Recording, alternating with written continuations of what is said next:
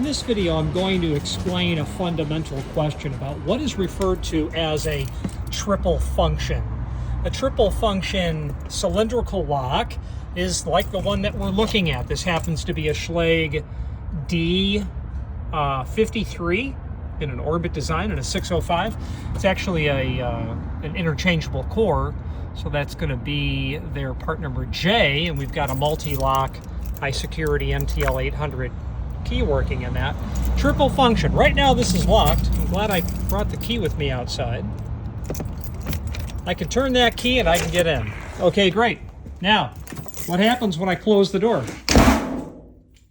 What happens is, when I exit, I can exit. When I go back out, I'm locked out. That's function 1. That's a storeroom function. That would be a 80 function.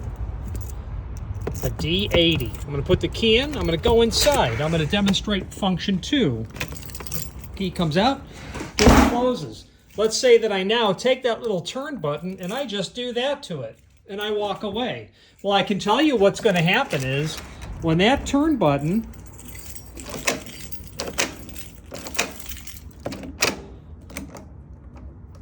when that turn button, I took it and I rotated it. That's all I did. Right now on the outside, it's still locked. Okay? When I come in, if I take that button and I rotate it just like that, it's still locked on the outside because I just demonstrated that. But as soon as I go to exit, I go out. Now the door is unlocked. That is that's the second function. That is a D50 function, a 50 function. Right now, I took that button and I rotated it back to where it was. Unlocked on the inside, locked on the outside. That's the 80 function. If I take that, rotate it counterclockwise, 90 degree, rotate the knob to exit.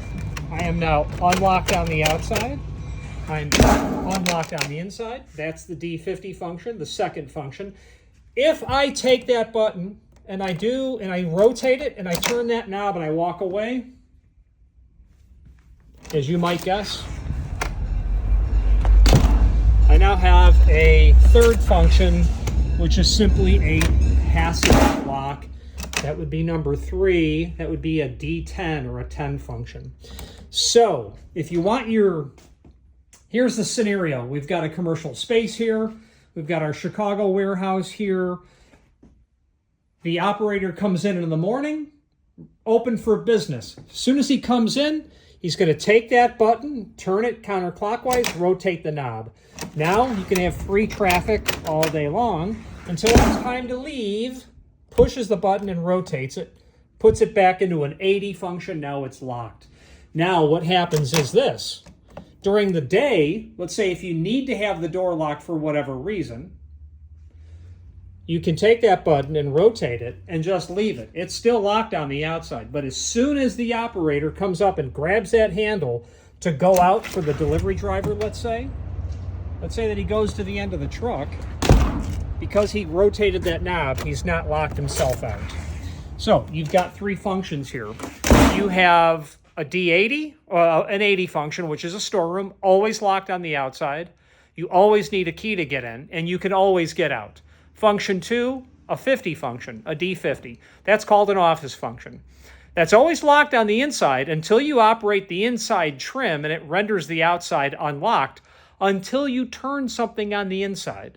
Meaning it's appropriate for an application where there is an office function, and you only want the door secured when the room is occupied. Otherwise, you don't want it secured because it's a common use office.